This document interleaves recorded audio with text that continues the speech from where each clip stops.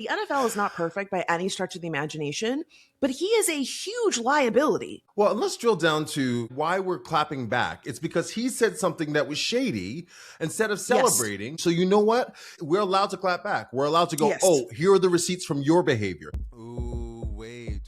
No. Listen.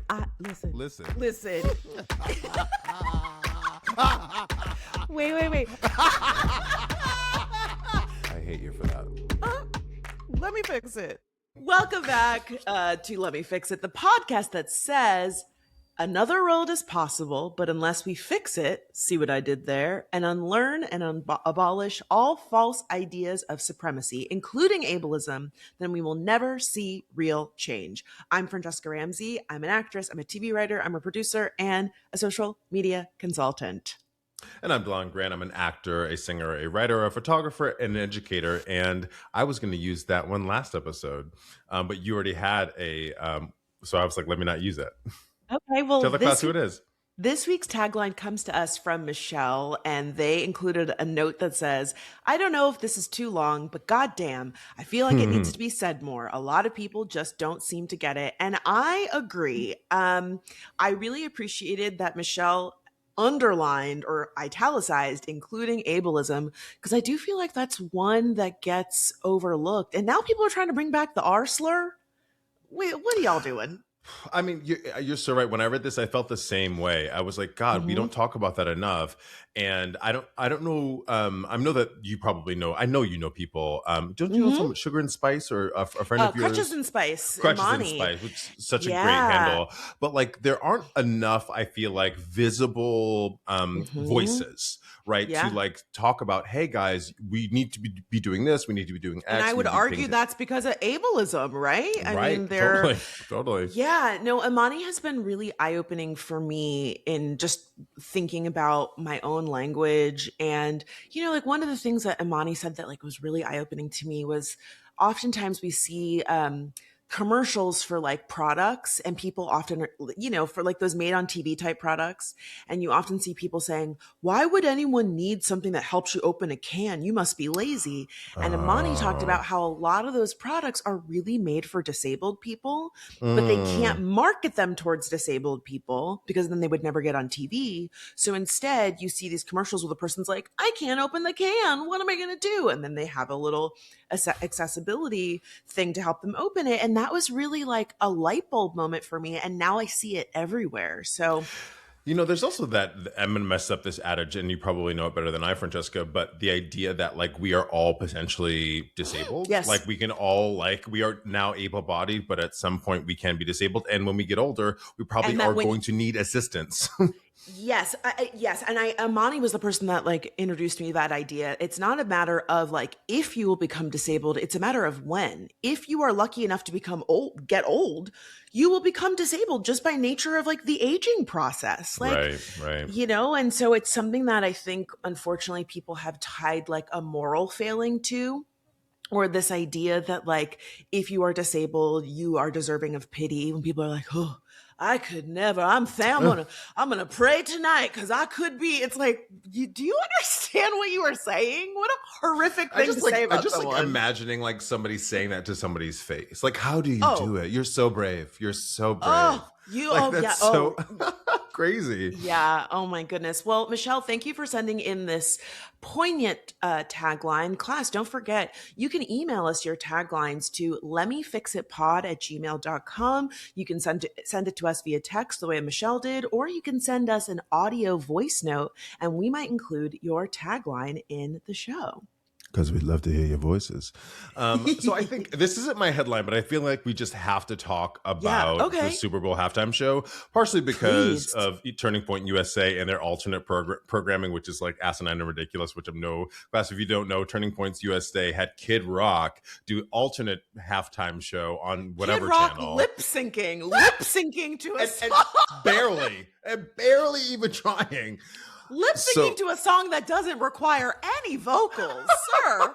He's shouting into a microphone, literally. But like, you know, all of the imagery I think was so poignant. Like Bad Bunny's, you know, supporting Puerto Rico. the sugar canes, like 64 on his jersey, which was representative of the 64 people who died in Hurricane Maria, like the first 64 people who died. Like, you know, the electrical people hanging from the electrical wires. Like, you know, there's so much imagery and all of like the Latin artists that were behind him, right? Pedro Pascal, Cardi B, right? Jessica Alba. You know, I mean, it was like really, really cool. But one thing that we haven't done here in a minute, Fran, is have a historical factoid. Did you hear about how the Super Bowl halftime show came to be? Within Living Color? Yes. Is this what you're talking about? Yes, I did see that.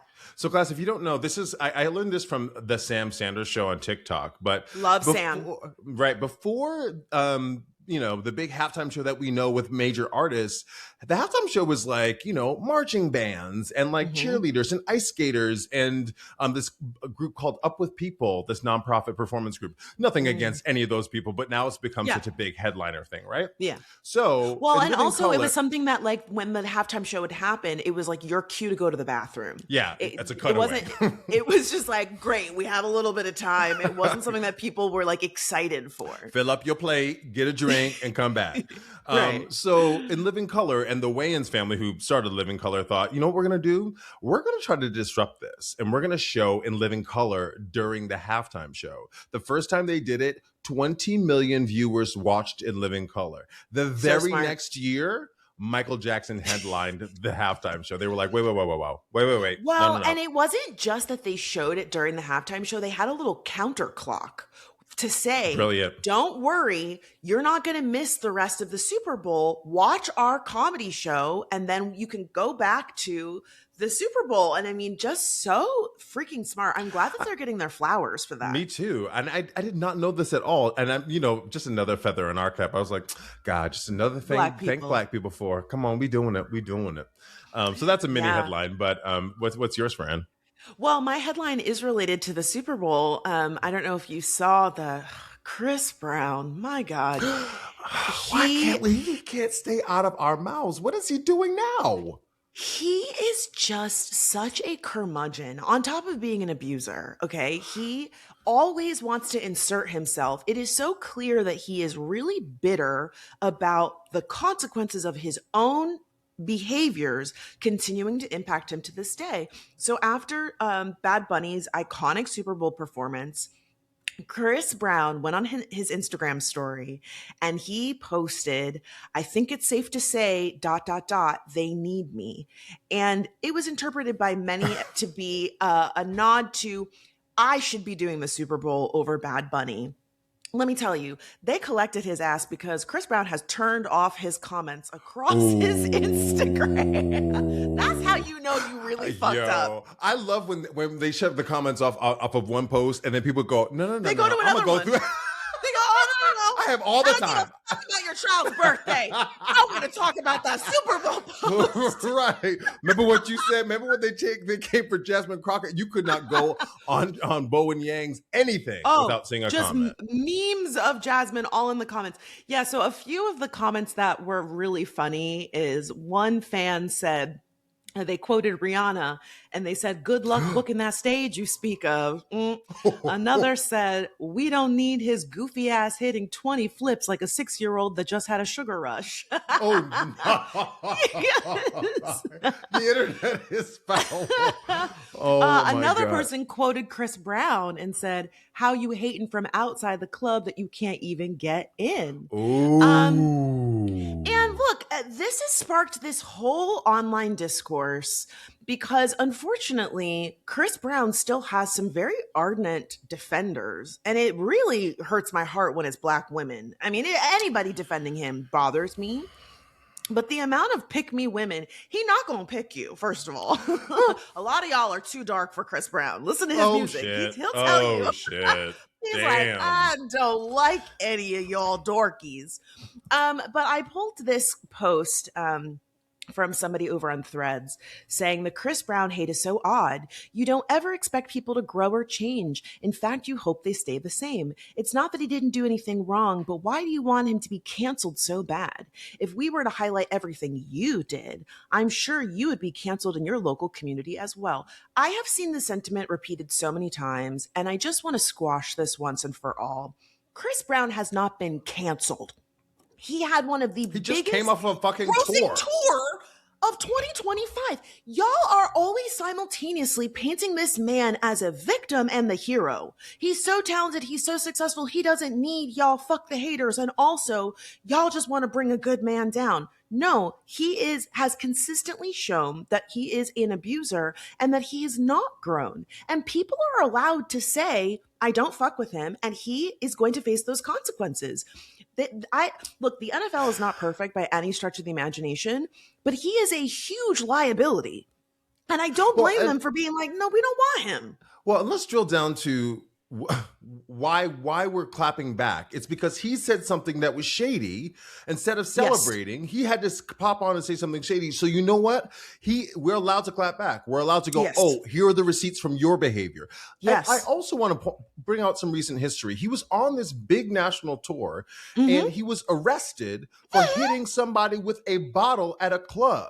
So if we're talking about growth, he hasn't shown any growth. Grown. He's just shown that like gets away with shit over and over and over again. Yes. So I have no sympathy for him. I don't know why y'all just listen to the music, girl. Just listen to music in your house and keep everybody out of it. You know? Well, and to your point about the growth of it all, this is a repeated pattern with him. We talked about this on the show before in 2023 when Chris Brown lost the Grammy to Robert Glasper. Yes. He hopped over on Instagram and said, "Who the fuck is this, sir?" Like it is just. Look, whatever you think about him as a person, he has still been very successful. He is still very rich. He still has a huge fan base, and it's obviously not enough for him because, and I would argue that is a big part of why he is an abuser and why has substance issues, that he has something very deep inside of him that he needs to fix. And I hope he fixes it and stops making it everybody else's fucking problem. Because for you to hop on Instagram every time somebody else is having a moment to make it about you shows that you're really immature. And Delon, I agree with you. People have a right to, he has a right to be shady and people have a right to respond. And I'm so tired of people making excuses for this grown ass man. He made some mistakes. No, he's an abuser. Oh, well, if we looked into your past, no, I'm not an abuser. So I could say I'm better than him. Full stop. I mean, you know, and I'm call me Mr. Zoom out. He loves to zoom out. But I do think like this is what happens when you're a child star and you have, and everything's given to you. We've seen the repercussions of other child stars who've survived, because there are some who don't survive, and like that's a tragedy, right?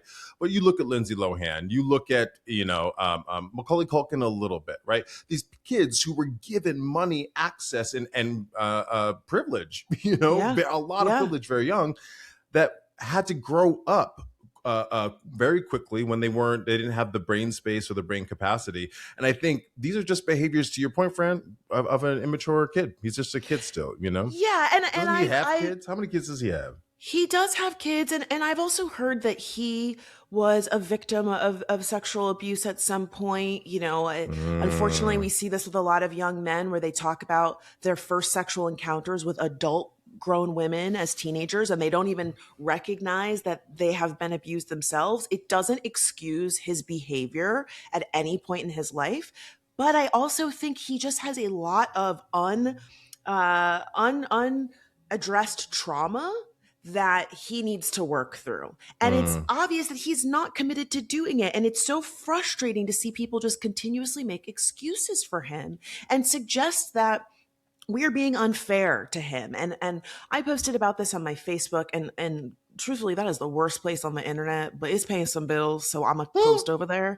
And I can't tell you, Delon, again, the amount of Black women specifically that were like, you need to forgive, and other people are what about the Epstein files? Okay, it's bad to be a rapist. It is bad to be an abuser.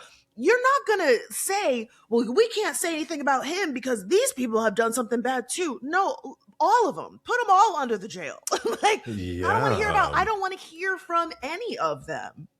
Yeah, I don't understand coming to his aid. I'm trying to get into the psychology of like why are you somebody you don't know, the parasocial relationship of like I need to come up to go to bat for this person, yeah, and defend him. I mean, it may say more about you, obviously, than him, right? You see, you've been abused. You are okay with that behavior, your self-esteem. But I think it's kind of crazy, dude. I think there is a specific type of woman that likes a broken man, and they like to think that they will be the one to fix them. And I think the parasocial of it all is very valid. There are a lot of people, and this is with all celebrities, that because this celebrity, especially with musicians, because music is so transformative and we connect music to certain moments in our lives. You know, you lose a parent and there's a song that gets you through. You get married, the song that you did your first dance to, the first song you had sex playing in the background, right? Like, and so I think a lot of people, Chris Brown fans and any fan, they see that musical connection to that celeb. They take it in such a deeply personal way that then they project all of those feelings onto the celeb, where they're like, he got me through those moments. You don't know him. He wasn't there. His music might have been helpful and healing to you, but that is a grown adult. And he is responsible for his words and actions, and people are allowed to feel however they want about him. It's the same thing you see with MAGA. The way they talk about Donald Trump, they're like, oh, it's so unfair. He's a victim. They're so terrible. They're always beating up on him. It's like, he is the president. We are allowed to say how we feel about this man. It's the same level of delusion. It's very weird. Yeah, I don't know. I don't know if I'm trying to understand it too. Like, I don't know if there's anything about with Donald Trump that's definitely has to do a lot to do with race, a lot to do with proximity to whiteness, proximity to power, mainly proximity to whiteness and white privilege, if I'm honest, white supremacy. But like, I wonder too, I would surmise that with these Black women, it's a little bit of the same, right? But I think it's broader than that, and that you're talking about a misogyny. Complex. Right. And also a little bit of pick me, right? To circle back to be like, well, no, he's mine. Like he got me through, and like I go to bat for him.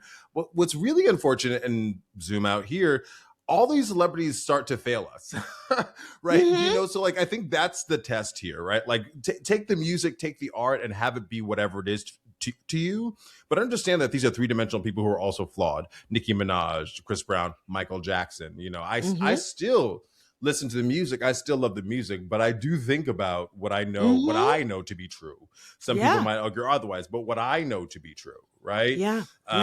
So I think we have to. Many things can be true at the same time, but you're right. Like don't clap back when he said some bad shit, because he opened up for that. He opened himself up for that. I think the pick me of it too, I think with this in particular, the abuser thing, it's really sad and weird to me, but I think there are some women who think, well, that could never happen to me.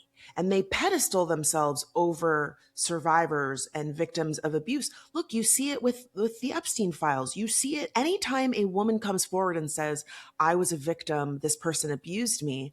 There is a subset, unfortunately, of other women who go, well, she was wearing, even if it's a child, well, she was wearing this and she shouldn't have done this. And I think the underlying message is that would never happen to me. I'm smarter than that. So they must have done something wrong. They must be stupid. They must have been drinking too much. They must have done all of these things, and that somehow puts the blame on them. And because that couldn't happen to me, I just don't feel sorry for them. And now I'm siding with the abuse. I mean, Nicki Minaj and her rapist husband. And brother, it hasn't happened to you yet. And I don't wish that on anybody. I don't wish that on any fucking body. And also, it might have happened to somebody that you know. Well, and it's the potential therein. And I always talk about, like, you know, I always try to see the humanity in everybody and the humanity in things, right? But like, that's like, it's so righteous. It's so righteous to go, you, like, we look at poor people like this in this country too. Like, what's wrong with you? Bootstraps it. I did it. Why can't you do it? Instead of looking at the whole person and going, well, they couldn't because they have a health thing, or they couldn't because they lost their house. You know what I mean? You don't know. So the idea that and that like could be you, and that could be you in a second, you know, especially in this economy. You know what I'm saying? Yeah. Let's jump over. Speaking of the economy, this is Yes. kind of adjacent to Chris Brown in the music space. Fran, what artists are you paying $1,000 to see live? Not none. I've Nary a soul. the most I spent like 300 something dollars on Beyonce. Same, And same. I got every penny's worth. And I was that's screaming. why My sister went with me and she said, "You know all the words," and I was like, "Well, yes, I studied for oh, this." oh yeah. I got every penny's worth. And I will say, I spent that money and I did have a moment as I was hitting the checkout. Oh I yeah, was like, ooh, this is a lot. This is a I lot. But $1,000? Harry No. Styles is out here asking y'all for $1,000 for his Madison Square. Friends already over it. No. For his Madison Square Garden residency, he's doing 30 shows here in the U.S. The idea being, he won't go to all of the cities, so which is much easier for you and I. So he's going to make you Right. pay to travel to go to New York, and then ask you to pay $1,000. It's this thing where is it greedy? Absolutely. Is it unjust? I don't know that that's a thing, but it's really just like, what are these celebrities doing? I know it's part of it is Ticketmaster and part of it is Live Nation, who were sued in 2020. I think it's Yes. 2024. I have my notes here. For they have this double dipping thing, class. So they will sell a ticket to you. You're a scalper. You'll sell it back to them for resale, and then you and them will sell it to me, right? So then now Ticketmaster, Live Nation has gotten the processing fees twice over. So they don't care about resale stuff, and they don't care about all this scalping. So like, I think it's just a little embarrassing. It's just a little embarrassing that this keeps happening. Especially embarrassing for Harry Styles. Like, sir, you are really feeling yourself. Like, I just don't think that elevator music. Yeah, it's just again, I don't have a musician that I would pay that much for. But I could see if you were a legacy performer like a Mariah Carey or something, or, Sure. and I don't think every ticket should be at that price. I think you have a box seat or something. That's like the base I saw.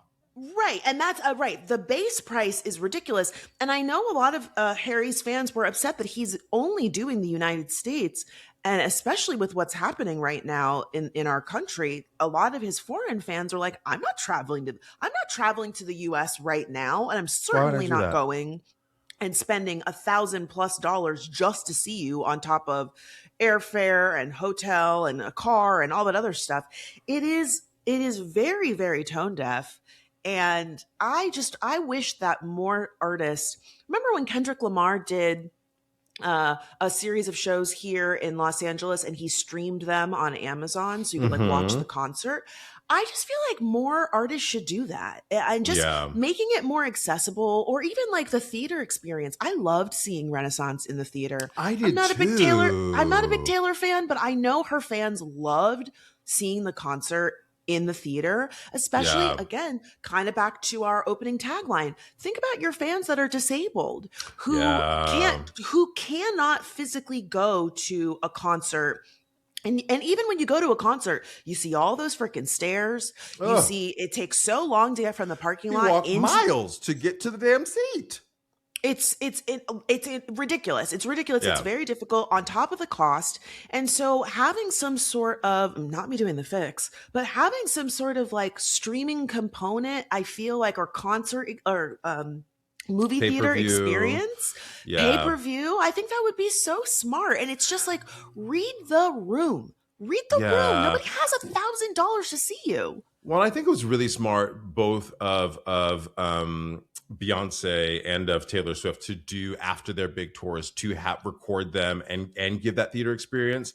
Not only that, because you had us paying for it twice over. Like, I went to the concert and then I also went to the film, right? I still watch Homecoming, Baychella every year. It is so well done. It is so good, right? And she's still making money from that. I mean, not that Beyonce's hurting for cash, you know what I mean? Right. But I think it's really, really smart. And it also keeps the conversation going. You know what I mean? Like that Renaissance happened and we were still talking about it months later. Not only that, because she just kept going from city to city, so there was more content to consume. We saw Blue Ivy grow up before our very eyes. Beyonce, put the fucking film on streaming. I want to watch I want to watch Renaissance at home. I would. concert experience was incredible, but seeing it in the theater was really great. I just, man, I Not a thousand really dollars. no, not $1,000. And I am somebody that loves going to concerts. I love the live music experience, and it's sad to me that there are people that haven't gotten to experience that. And I think especially when you have an artist that you kind of what we were talking about before, somebody that you have all of these strong feelings towards and their music has been pivotal at certain moments in your life, you deserve to see them in concert. It is a transcendent experience, and the fees have just gotten ridiculous. It's just not cost effective. It's not cost effective. I mean, the first No. concert I ever went to was Gavin DeGraw. I was obsessed with him. Mm. He came to the University of Michigan when we were in undergrad, and I went by myself. And it was just him in a small venue, and I Hmm. couldn't believe that this major star was like In sitting the in, same like a room. 500 Yeah. seat theater. It was so crazy. To your point, very transformative. I will Hmm. say to Harry Styles, credit, he's trying to help small live venues, and so I guess he, for Hmm. every dollar he sells, he's giving it to this charity to help smaller theater or music venues, because I guess they're Hmm. struggling, which I think Hmm. is like, go ahead, altruism or PR, one Give of the them the two. money yourself, Harry. Why are we giving them the money? Like, I That, just, like, yes, that is nice, but like, what are you? Are you matching those dollars? Like, I don't no, know. It he's just feels taking like a them tax. dollars. Feels like a tax write off, you know? Absolutely. So that's my headline. What's yours? Oh, well, my headline was the Chris Brown headline. Oh shoot, my bad. What is your topic to fix? All right, so class, if you are new here, in the spirit of Let Me Fix It, we are bringing different topics that from our personal lives or from the world that we would like to fix. And mine is a personal story this week. My little dog Flex, my God, I love my son, but he has been acting out. And I've had Flex for 5 years. I got him at the height of the pandemic. Flex he's rough around the edges. That's why his name is Flex. I love I him to mean, he death. bit me the first time. If you're new here, her dog bit me the first time I met him. He So bit me. now he loves me. He bit everybody. He I did. He almost did. gave his ass back. He's very well behaved, but he has started acting out, and his acting out has taken the form of him flipping over my garbage can as soon as I leave the house and sprinkling garbage Oh, all throughout the house. are And you he going more than normal right now at the moment? well, okay, here's what I think it is. So I did a Google because this turned into like every day. Every day he was doing this. And I'm like, why is he doing this? And I did a Google and it was like, well, this is a sign of like restlessness. And I was like, my partner and I are approaching, 8 months now. And Flex has been sleeping on this couch when my man is here, Mm. and I'm working a lot more. I got this new job, but I'm still doing these other clients. I shot a short film this past weekend, and I had like very late nights with that. And I really just feel like, and I've cut back on our long walks. I feel like he has been feeling neglected. And so my Hmm. fix was, one, I bought a new garbage can. I said, you gonna stop going in this garbage can. Wait, I what bought kind? one that it has like a lid. Well, it's the garbage can from my bedroom. So it's just like Oh, because a when you little. said your garbage can, I was like thinking it was a kitchen one, and I was pissed for you. No, thank goodness. No, not the kitchen one. Just like the little Okay. wastebasket next to my bed.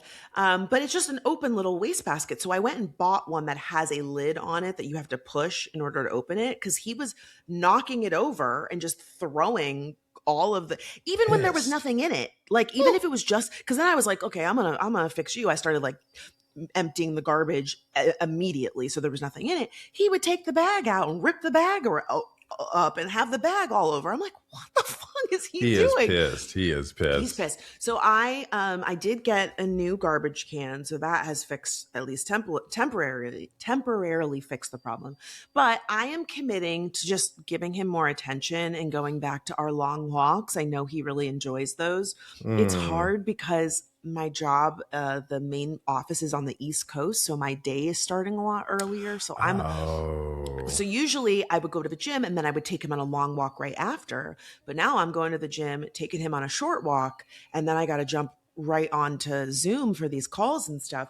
And so on the weekends, I'm really going to try to commit to just getting that long walk in. And, yesterday I took a nap and like laid with him on the couch and just kind of like looked at him and talked to him and stuff. And just, it's so funny. Like they really are like kids in their Yeah. personality. So I really felt for him, and I'm really going to try and do better.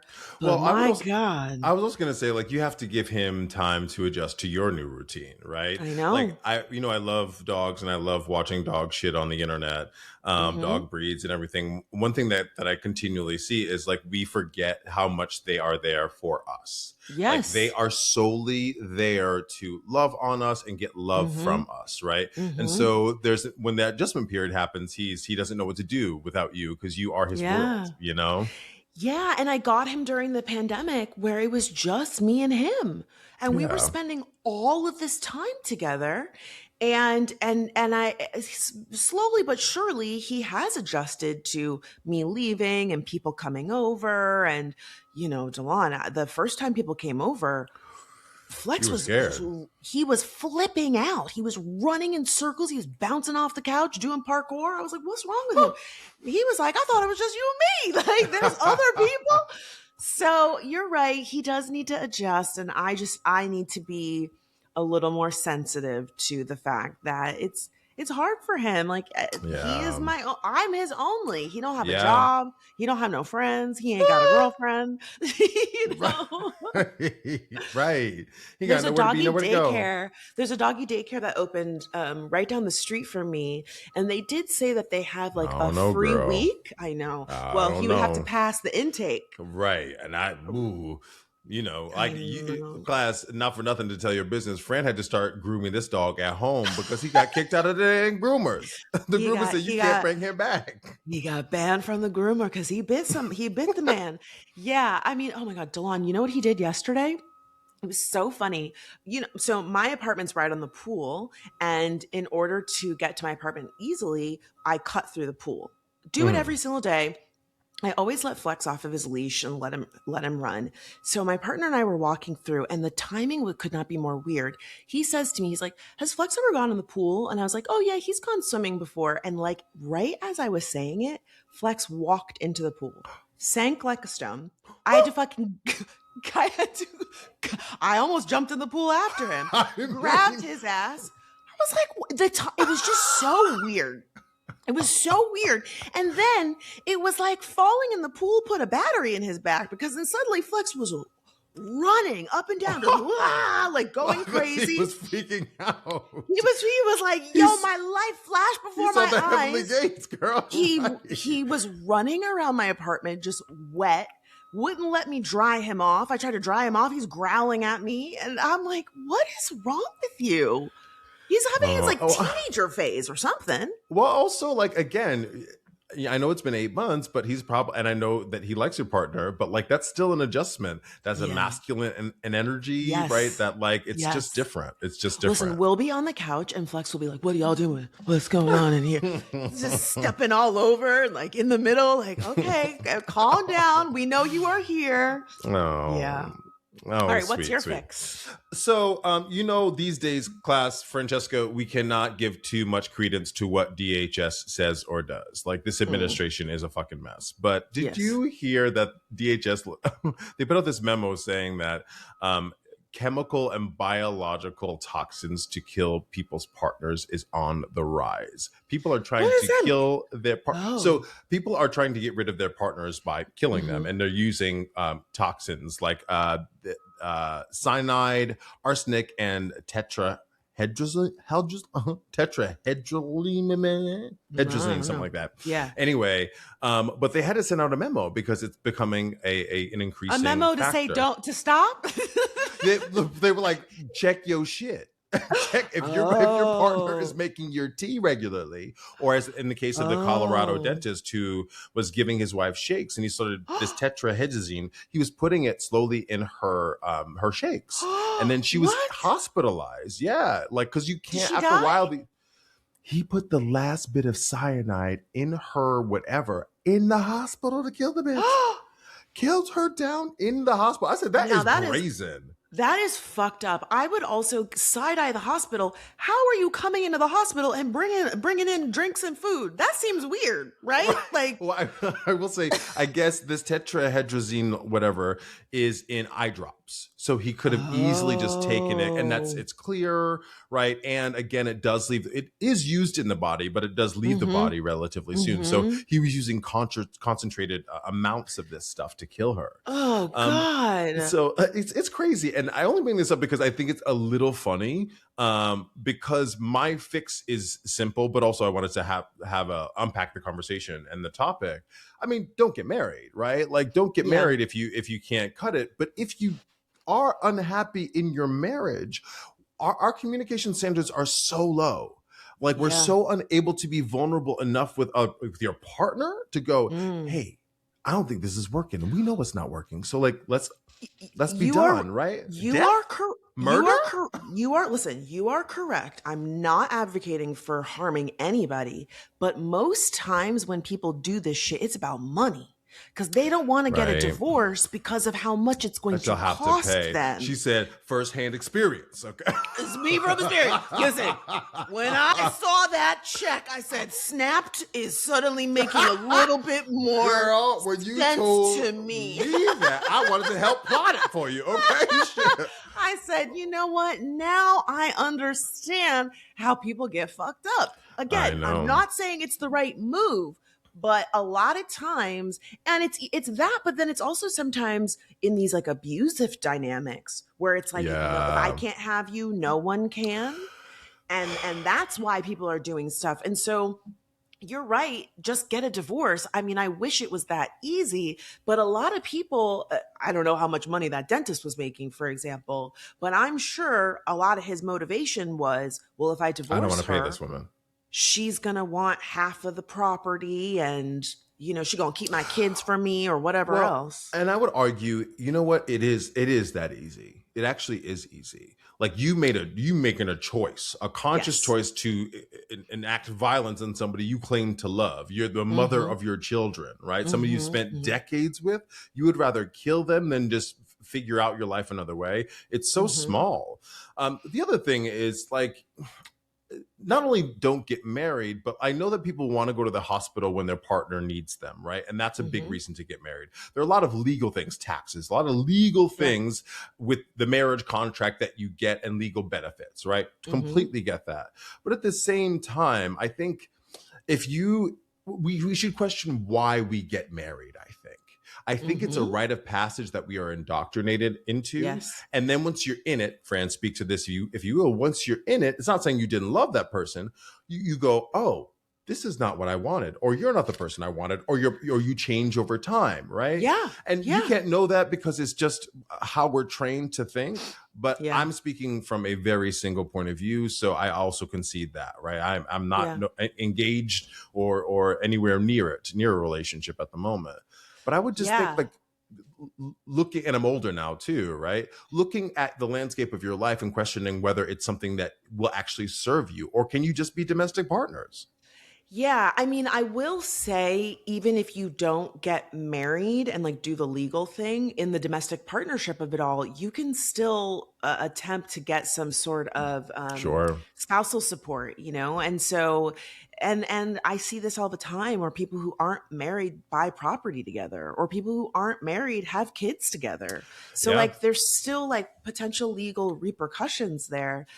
I agree with you though, like the societal pressure to get married. And I think a lot of people, I was guilty of this, think more about the wedding than they do the actual partnership. And there's so many conversations that I think are worth having before you decide to get married. And again, in hindsight, it's easy to say these things, but like really talking about money and really talking about conflict resolution and talking about, you know, having kids. And I know I'm not the only one that maybe didn't have those conversations as in-depthly as they should have. You see this all the time where people are, or you both want the same things, and then 5 years from now, you're different people. You don't want those things anymore. And I think something that we've talked about many times on this podcast is it's a layered thing of making sure that more people understand like what it means to get married, destigmatizing divorce, Yeah. making sure that people understand like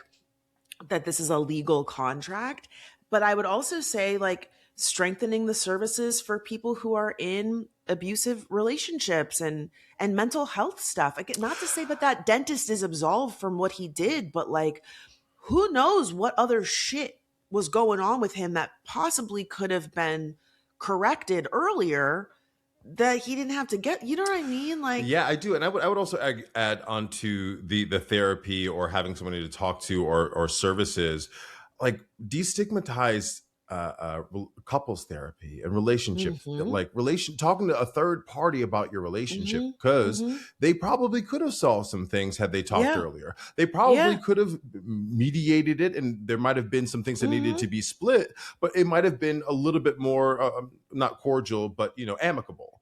right. Um, Well, and and yeah, also let's normalize putting a finger in your butt. Maybe that would have made him happy. You oh, know, a lot of these men, find that prostate and jiggle. Let me tell you, a lot it of these men have repressed stuff and they are mad about it and they take it out on everybody is else so true. instead of just admitting you want to get strapped down. And that is okay. It That is okay. is. It is You deserve. okay. And you know what? Who cares? Because it's behind four walls. It's your own business. The last thing But I this want is to what we say, talk masculinity is a prison. You it is are a that. prison. Even in You your own are, house, it's a prison.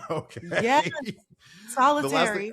I want to say is I have to throw in Tracy Ellis Ross and for Mm, this fix saying every 3 to 5 years we should look at marriage and go, yes. hey, do we still want to do this? And then if we don't, then we should be able to get out of it with Yeah. more easily, right? Yeah. Yeah. Yeah. We talked about that before. I love that suggestion. I do think there should be some sort of like, kind of like what you were saying, some sort of built in couples therapy that comes with marriage. Just because, like, even if when The first year, you should automatically have to go to counseling. yeah, like even when things are good, there's strategies that you can learn. I posted Yes. something about this and it kind of went viral on Threads, which I was surprised by. That when I went to couples therapy with my ex husband, one of the strategies that they had us do was before you were allowed to, like, when one person would say, here's how I'm feeling about da da da da da, before the other person could respond, they had to reiterate what the other person had said So to smart. just like really prove that they had understood. Doesn't mean that you agree with them, but you really have to, in your own words, say, okay, so what I'm hearing is you feel like this and da da da da da, versus what you heard. Like, what did they actually say? And I Yeah. shared that to say that I wish that, one, I didn't keep the man, but I kept the strategy, and that I wish that that was more present in everyday life, but especially online. So often people like are so quick to react, and it's like, you didn't even read what I said. You did not hear what I said at all. And that is a skill that when I shared it, I had so many people that were like, oh my God, I cannot wait to try this with my partner. This is a game changer. This helped my friendships. I do this with my kids. I do this in the classroom. And I just like thinking about, again, my relationship needed to end, but that was a skill that could have saved us so much grief Yeah. throughout our relationship. A friend just who's a therapist, and I just did this. Like it was really like it was just so interesting. He was like, "Can I Mm, just reiterate what you were saying?" And when yeah. he did, I was like, "Oh no, that's not exactly what I meant." So then I was able to then clarify it, and it was just a great way to have a. It wasn't a rupture, but there was a misunderstanding that needed clearing Mm-hmm. up. Mm-hmm. It was really, really an interesting way to have some power and also have a lot of empathy, right? He Yeah. gave me the power to go, oh no, you're trying to hear my voice. I see you're hearing my voice, but I need to clarify it so that you fully understand where my heart is, where my spirit is, right? Yeah. It's a great practice. That's All powerful right, stuff. what's your topic? Well, it's time for us to get into our comments Oh my from the god, I keep doing that. class. Yeah. Yeah. Sorry, Do you, do delirious, you? delirious. It's time to get into our comments from the class. You know that we love hearing from you. As a reminder, you can email us, lemmefixitpod@gmail.com. You can talk to us over on Instagram at fixitpod, or you can just leave us a comment here on our videos. And people really loved the To Your Point supercut that I made. That's kind of And why a number I've had a mug come up a couple times this episode because I loved the suggestion. Continue. So you know what I'm going to highlight. This comes from Patrick Alvarado 7825, and their comment says, "To your point, t-shirts, coffee mugs, caps, I would buy them." And then Medellino Green Art Author said, "I'd buy them too." Aspen Vias, "I need them yesterday." Christine Rose TV, "I would wear a To Your Point hat at this point. I am down with it." Thank you for the encouragement. I saw, Delon, that you responded and you said, Francesca loves merch. I do love merch. We've talked about doing merch for the pod, We and really have. I think this is a really funny. I wanted to do he's a writer, she's a writer, they're a writer. I feel like we don't say it as often. We do say it every once in a while. But yes, To Your Point merch, I think is really funny. I think a coffee mug would be really smart. I think hats would be really funny. I could see stickers. I love stickers. So thanks for the encouragement, class. I like stuff that is gender neutral. And also from a production standpoint is not as expensive. You've done it. She's done it before. So I have a little experience there. But yeah, To Your Point, I think is very funny. I like it too because it's you got to be in the know. You got to be part of the class, right? Yes. And it's also an opportunity to discuss the not only the podcast but what it means. Like to your point, I also it's really a conversation starter. Beautiful conversation starter. I also dig that it's not something that's necessarily about you. You're actually when someone reads it, you're kind of giving them the gift of, well, to your point, right? It's a nice conversation, figuratively and literally. Yeah. Yes. And it's interesting because when this is kind of the Let Me Fix It ethos of talking about branding, which you know is my jam. What I also like about it is that because it's not Let Me Fix It centered, I feel like it opens the door for more people to want to wear it or share it. Totally. Or, and I think a lot of times I see this with influencers a lot, and I would say celebrities. They come out with their own line of clothing or something, and then it's just their name, and it's like, some people are into that, but like not everybody likes things that are so on the nose. Yeah, they don't want to be a billboard. And I think you said it very succinctly, this idea of like, you're in the know. If you get it, you get it. And someone might go, what does that mean? I'm so confused. Or I've seen this a lot of people say when they use my leopards merch, that people go, oh my God, is that Francesca Ramsey's merch? And there's like a connection with a stranger on the street. And like, I think that's really cool. So thank you to everyone that said that they would buy To Your Point merch. I'm going to start noodling on it. I got to be honest, I can't really visualize what To Your Point looks like, but I would love something that's kind of, I love a pun. I love a play on words and like a visual pun. Like, does point have a point on it? Is there like do you know what I mean? Is there some sort of arrow? Is there like this is really a little on the nose, but it would be fun to have like it on a pen or something like that. To your point, that would be cute. Like, you remember your What Would JLo Do bracelets that you got a cease and desist about? I didn't get a cease and desist. My lawyer just said, Francesca, you cannot sell those bracelets. Yes. But like maybe a TUP or something like that, like on the bracelet, that'd be really kind of cute, something shortened that way. But yeah, let's continue to talk about it. And class, continue to let us know if you buy the merch. If you, like we always take a suggestion, we ain't give you no kind of cut. Okay. But if you have a suggestion on how we can make it kitschy, or how we can make it really punny for Fran, let us know. People said that they would play a He's a Writer game, like if there was like a card game or something. Well, I love words. That sounds like a great word game. Let's design that. I think that would be really fun. I don't know anything about designing games, but I know like Janelle Monáe came out with a game through Wonderland, and there's like a game, like a meme card game that's like really fun. Or I think about apples to apples or Yeah. taboo and all those things. I don't know like what goes into that process. Or oh, your girl Esther Perel came out with a game too. Yeah, yeah, she has a great Um, I forget what it's where I don't know where it's do we called Where Do We begin? Begin? That's her It podcast. is. Yeah. It is I called mean, that. listen, sure we could figure out how to hire someone to help us design it, or we do Yeah. games all the I time. mean, Like what you know yeah, what I I mean? mean, Let's figure it out. That'd be kind of I'm cool. not worried about the design part of it. I'm worried about like the production, like how much would it Oh, cost and to I'm over here talking about make? the strategy of the game, how the game works. You're talking Yeah, about no, how to that's not what produce I'm it. thinking about. I I'm see, I thinking see. about like, okay, if we wanted to make a card game, like who prints the cards? Like, would we need to order? Like, I I do see. print on demand for my merch, meaning if you buy a mug from me, I don't have a warehouse of mugs. I Right. then purchase a mug, put the art on it, and then send it to you. It's a little bit more expensive, but I don't have any upfront costs. I think the move is to start with an actual online game. I think it's something that we Yes. actually brand An in the app? podcast.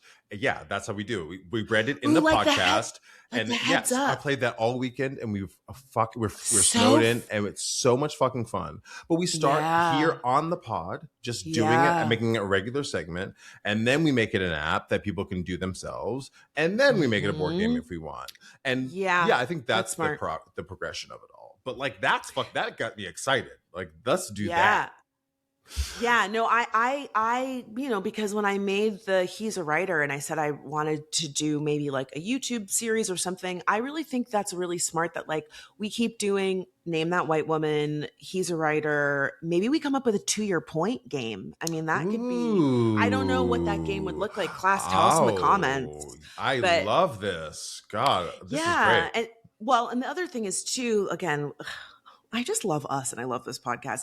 A number of people have been saying, we want 2 episodes a week. I'm like, pipe down. Pipe down. Wait a minute. I don't have the time for that. But She there got a is a full-time world. job now, y'all. Welcome to the club, girl. Shit. My God, Delon. Full-time is guys, One, you all know, one class, you know. week of that job, I texted Delon. I was like, sir, how the fuck do you teach all week, do your plays, and then come do this podcast and have a social life? And I have another teaching job. Like, I know it's not lost in the class because y'all are, a lot of y'all are full-time workers, but I just like full-time is all the time because even if you're not working, aren't you thinking about work? Aren't you thinking, I wake up and I go, I have to send those 3 emails. Can I get a sip of water? Can I get a cup of coffee? Yeah. I'm automatically in it. Well, what I was going to say is there is a world, I'm not promising anything, class, where kind of like what we did when you were going to Mexico, where we just recorded a game right after. Oh.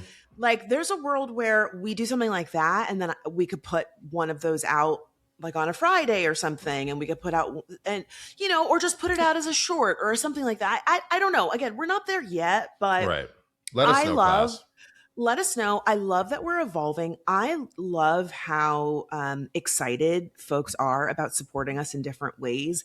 And class, let this be a lesson to you. If you have a brand of your own, when it comes to merch, do it when there's a call for it. I think too many people start too soon where they're like, we have a podcast and now we have shirts. It's like, nobody knows who you are. Like, why are you selling shirts for a thing that people don't know about yet? Like when there's a demand for a thing, you meet the demand. Because you've created enough culture around it, right?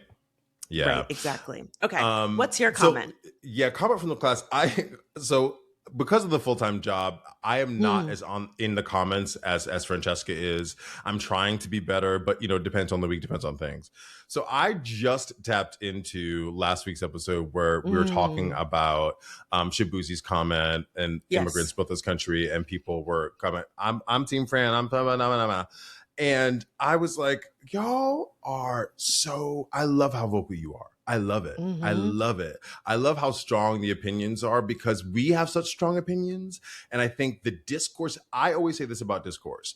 It either makes me go, no, I'm completely resolute in my feelings and my thought and my experience, and or you changed my mind. You made me think another way. And I love that about us. I love that about this podcast. I do want to bring up it again, not to like rehash it because it was a fruitful conversation, but also because this classmate excuse me for not getting this right. It's Adalia Aborizde, I think. Forgive me, Adalia. But when we were talking about what happened to Black people and enslavement, they were like, hey, from a former geography teacher, I just want you to know this is called forced migration. And I was like, thank you for adding that. Totally know that phrase, but forgot it. Thank you for adding that to the conversation. Because again, I stand by what I said before. Again, not to fully rehash it, but like he wasn't really talking about us. That takes nothing away from our experience and our ancestors. But I think that the fact that none of us are from here is the broader conversation. But forced migration really hit it on the head. It's a very different experience, right? Yes. And so what happens with, and forgive me, the history lesson or the cultural political lesson, what happens with imperialism, which is what we are as a country, imperialism being like a stronger power, uses their military might or some kind of political influence to get the things that they want. Because we live in this imperialist mindset, I do think that we think it has to be one thing. No, I have to be right. And we say this all the time, many things can be true. And I think our culture is really realizing that. But like, that is not our experience. Our experience is forced migration. And I was like, thank you. And he was talking about an immigrant experience. And I misspoke because I tried to conflate them and we had a great discourse around this. So I just wanted to bring that back up because this really added some clarity to that conversation. So thank you. I think it's Adalia. Thanks for shouting out that comment. I saw a lot of people, despite the fact that there was like, a little contentiousness in the comments of like, I think this and I think this and whatever. I saw a lot of people saying, I love the way that y'all talk about things. Yeah. And that we are able to see things differently, because in that conversation, I was like, I don't know. I disagree with you. And we still came to a place where we're like, well, we see eye to eye on like the big picture, and that we might not agree exactly on like very small details here and there, but like ultimately, because we are such good friends and we respect each other, it doesn't devolve into I'm all curse you out, you're stupid, and blah blah blah. It's like, well, sometimes we see things differently. Like we're still aligned on the big things, and that's what counts. Well, and also like I thought we would start cussing each other, fuck you, motherfucker, something like that. Wait, that has nothing to be. That has nothing to do with us. That Shabuzi and what he said has absolutely nothing to do with you and I and our relationship and friendship. That is a thing we are talking about, that we have opinions on, that might affect us in some way, I guess. But like his comment about immigrant, like that has nothing to do with you and I. So we can have opinions on it and thoughts and find common ground there, but like it can break something up and fight. I think when people get there, which I'm not saying it's the right thing to do, but I think when people start taking those types of conversations personally, it's because there's some underlying stuff happening between the parties, Sure. And it's being transmuted. Oh, that was a awkward. Not her seat getting wet. Talking about a snail trail. She's a writer. Snail trail. Wait, it was like, did you get excited or did you fart? Because it was kind of to the right. Maybe it was a little queef. It gets transmuted onto this conversation, right? Yeah. We're talking in this instance, we're talking about Shabuzi, but if it suddenly gets really personal, it's not about Shabuzi anymore. It's like, it turns into, you always do blah, blah, blah, and you never blah. It's like, wait a second, what are we actually talking about here? Right. And I think when people admire the fact that you and I can have these fruitful conversations where we maybe disagree on certain things, I think what they're recognizing is how strong our relationship is. That like, if we disagree on something, it's not about us as people. It's just how we see something. And it has no bearing on our friendship, because our friendship is so strong because we have such great communication skills with each other. And we check in and we catch up all the time and we text each other and we say, I love you. And like, we just have this like really strong bond, so that when we have conversations about the world and how we see it, it's not about Delon. It's about it's about something else. Well, and again, like it helps me learn. It helps me grow. It helps me again solidify what I think and what I feel, and or change my thought. And even if I'm on the right, ready? If I'm on this side of like I am right and I believe what I believe and I know that like my morals are what they are, I've still thought about it. I've still listened to you. I've still received something that made me think about it, right? Yeah. And that is fruitful, and that is also part of the relationship. It's also just who we are as people. I think we are very curious, intelligent folks who love to hear ourselves talk, but love to talk. Yeah, I mean, look, I've had a few times. I think when the Canada discourse with heated rivalry happened in our comments, I had to collect a few people and say, "You're not gonna talk about my man like that. Like maybe we disagreed on some things, but you're not gonna call my man out his name, you know." And I again, I think it's just we're modeling for people a type of friendship and a type of discussion, healthy discourse that they're not familiar with, and I think it makes Especially people on the internet. it makes them uncomfortable, and I think it's very easy for people to pick a side. And I'll admit, when I had a podcast with my ex-husband, that happened to us a lot, and the underlying issue was that we had a lot of offline stuff that we weren't dealing with. So when we would talk in the podcast and things would get heated and people would be like, well, I agree with Francesca, well, I agree with him, and da da da da, and his wrong, like it turned into tension between us offline because Yikes. it was like we were inviting strangers to weigh in on our relationship, and for better or for worse, again, it exacerbated problems that we already had. And so again, I think it's important for the class to remember we're friends. Like this is my man. So like all of this will end in service of saving my relationship. We will shut this shit off. Okay. We love you, but not like this. This is, you know what I mean? Like we have an agreement. We have an understanding that this is a fun additive thing to our relationship, that our relationship comes first. And so also, like, just kudos to you, Delon, that you went and read the comments and you responded and that you highlighted and that you are an adult enough to say, you know what, I think a little bit differently about how I addressed this. And I think that's like healthy and it models what we always talk about here on the show. Yeah, and it's my point stands, but I used the wrong words perhaps, or they were misinterpreted, or whatever, right? That's what growth is. Ready, Chris Brown? Yes. That's what growth is. Learn something from this, Chris. I know you're listening. I know you're listening, Chris. I know you ain't doing nothing. All right, close. Now it's time for the glow up, everyone's favorite segment where we give props to those that have turned themselves around without our help. Delon, would you like to go first? Sure. So this is a very Delon glow up. You know, sometimes my glow ups are talk about a concept or an idea. I'm giving it up to civility. I know in a world where people are being attacked, people are being killed, and you could argue it's always been like that in the world, but I think we're feeling it in particular here in the United States under this administration. I was sending voice notes back and forth with a friend who lives in Minneapolis. If you don't know, class, I grew up in northern Minnesota and lived in Minnesota, and I have some friends in Minneapolis. And I hadn't checked on them, right? Just because of life. And I dawned on me. I was like, oh my God, like I need to, how are you? How are you? And this friend of mine is not well, you know? He said, I'm okay because I'm resourced, you know? But I'm not doing well.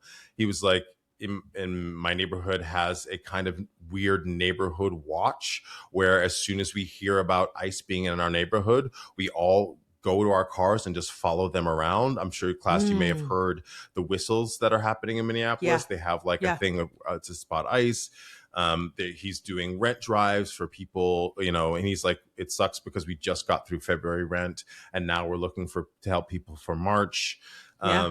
So like, it's a lot. It's a lot that he's going through, but I was just like, man, and he was like, I'm sorry for the sad message. And I was like, no, I asked. Thank you for sharing it with me. I want to hold space. I want to hold as much of it as I can, but also like, I've never been more proud to be a Minnesotan.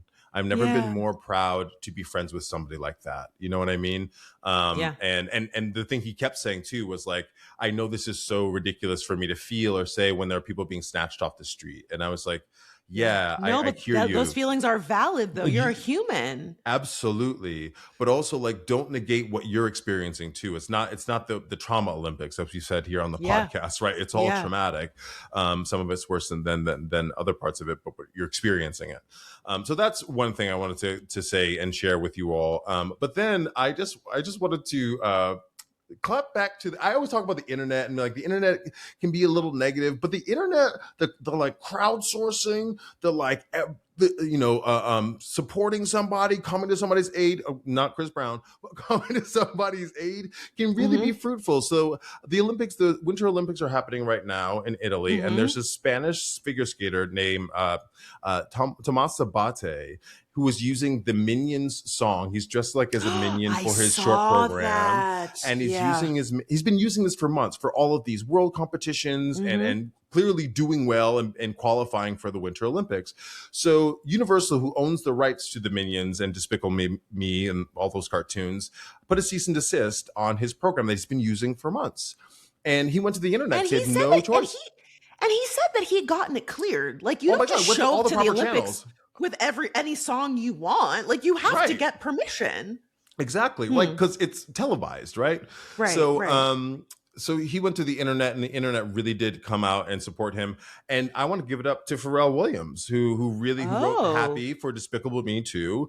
He also used his privilege and had a little leverage and went to them and said, like, let's Oh, do so this. he asked them to fix it for him? He asked them to fix it. Oh, He asked wow. them to fix it, Okay. from what I understand. So civility, is it? Like, there's Yeah. small glimpses of hope out there, and I know it Mm. feels like we're kind of in a shit pool here, but Yeah. there's some bright spots in that pool.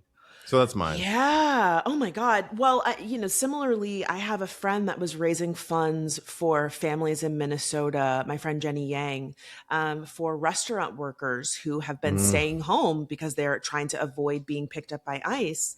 And she reached out to me and asked me if I would share on my Instagram. I hadn't done this before, but there's a pattern, or there's a practice of people asking if they will collaborate on a video post so that it will be shown to your followers. So she Hmm. asked if I would do it, and I was like, yeah, no problem. And she raised like $10,000 in a matter of days, and is using that to help buy groceries and pay Wow. rent for people in Minneapolis. So it is important that we highlight people doing something good. And Yeah. it sucks that this is what it takes, but I think that there's the lesson here is like, community is important, and we need to lean on each other and be there for each other. And community and humanity, right? When you see Mm. people doing this kind of work, it just restore my faith in humanity. We're so divided in this country. Yes, we are. Everybody's human, man. Everybody's got to eat and shit and drink water. So, Yeah. like, yeah, it's super important, and I'm just glad to know these kind of people and have these people in my life. So Yeah. yeah, what's your glow up? That's incredible. My glow up is going to go to Mr. Bad Bunny. Bad Bunny. This is a before and after. His glow up is incredible. I mean, Delicioso. I don't know, what do you think he did? Because is it like just weight loss, He's or a little baby fat, but yeah, he the grew out this styling curly too? hair. It's also Yeah. like he's giving you that beard. What is this thing called down here? Like the A chin. goatee. A Oh, goatee, right? well, it's a goatee when it's all connected. But is this just called a goatee? Class, let us know. Is that just called a I goatee? don't know. Wait, there's another. I got another one too. Oh, you better give me a curly hair drop down bang. It's the Okay. chin. It's the chin too. I think it's. Mm. I think it's the styling. It's the confidence. He's It also it really. tan. Yeah. I feel like it's also, he was kind of doing a little bit too much. This is a good example of like Yes. less is Yes. more. Like, he Uh-huh. had a lot going on. The glasses, the haircut. I think that's a picture of himself A on his picture of shirt. some man. The It, earring. Yes, too much. Go back up to the first it's one for a second. it's too much. This Same one, thing. Yeah, it's too much. We yes. can't see It's you and through all of the aesthetic.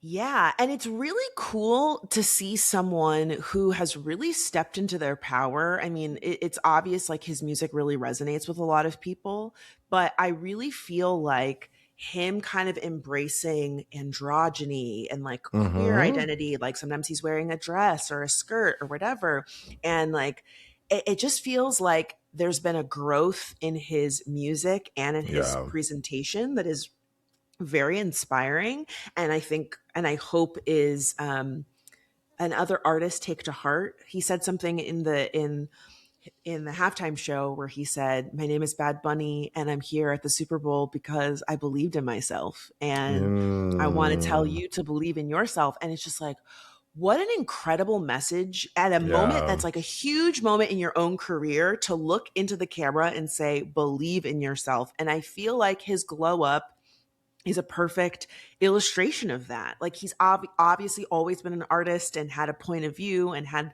something to say, but like it really all kind of crystallized when he really just like became his truest self. Yeah, dude. And he looking fine, you know, he God, looking the curly delicioso. hair, the slim face, accented. You know, the other thing about Bad Bunny is I don't know. I only know the music peripherally, right? I don't know the words, but after this has made me even more of a fan, and I really do want to learn the words, right? I also like, you know, I love Spanish, so let's go. But the other thing is, there's no like cockiness to his presentation. It's all just humble and sweet, to your point about like, yeah, like, you know, you can do it too. We're all Americans, right? That one of the things I love, that none of it was in English. None of it was in English. And the conversation around that is, oh God, well, why not? Because Spanish speaking people live here. There are people who are born here that only speak Spanish. So like, it's a second language here. Well, I also want to say the supreme irony of being mad about him singing in Spanish when the Super Bowl was in Santa Clarita, California. Do you know our nation's fucking history? Like, it's just supreme ignorance. And the amount of people that went on and on about how it's not American. And it's like, well, you have limited your perspective to believe that America is just the United States. And that was like the underlying message. Puerto Rico is America. We annexed that. Lest we forget. Y'all don't understand. They are Americans because we went over there and said, now this is ours. So imperialism. Right. But even again, the idea that like, oh, he shouted out all these other countries. Yeah, because they're part of America. They are the Americas, right? North America, in fact. Yes, exactly. Wait, have you seen, Delon, all the Canadians being like, I'm from Canada. I'm from Toronto. I'm from Ontario. I'm from Ontario. Yo, I saw so many funny TikToks of Canadians being like, hell yeah, like I'm with the shits now. So freaking funny. Well, and I saw a clip that was like him doing all of that, but then it was like going to the Turning Points USA alternate programming, and Bad Bunny's like shaking, you know, grinding his hips, and we're all like swooning and like, get it, all those dancers, and then they're like, hey, can't be what you wanna be, and with a guitar, and I'm like, I would rather be in Canada than anywhere near that. Oh so my funny. God. Yeah, the cope has been just wild to watch. They're like inflating the numbers, and I saw a clip of one guy, just the supreme irony of being a country music artist and trying to rap. Kid Rock, but there was another guy, and it's like, whenever y'all need to spice up your music, the first place you go is Black culture. You hate us so bad, but you hate us because you ain't us, and you trying to like talk on beat. Get out of here. Also, like the number, we've talked about this on this podcast, Post Malone, like the entry to the music industry, Jelly Roll, was via Black music, and then they go country, right? Anyway, we won't have to go on naming people, but you know, we are it. We are the culture, as we say. Oh my gosh. Well, class, that's going to wrap up this episode. Don't forget, you can email us, lemmefixitpod@gmail.com. Send us a voice note, and we might use it as a tagline in the show, or send us one of your secrets. Delon pitched very cleverly a few episodes ago that we'd love to get your secrets, and maybe we can address them on the show and try to give you some advice. Or you can hit us up over on Instagram @FixItPod and let us know if there's a show or a movie or a celebrity or a story that you would like us to cover on the show. And we know you got it here on YouTube, but make sure to hit that notification bell so you know that we drop when we drop an episode. It is very much every Wednesday. And if you want us to drop more than 1 week, continue to let us know, because maybe that might influence us a little bit. And if you're new here, please hit that subscribe notification, whatever it's called, so that you can stay with us on a regular basis. Thank you for being part of the class. I'm Delon. I'm Francesca. Oh, sorry. Okay. My brain is clearly fading. I'm Francesca. I'm Delon. And this was Lemme. You know what we keep forgetting though? The Cat, cat, cat. Cat, cat. Gotta bring her back. Yeah.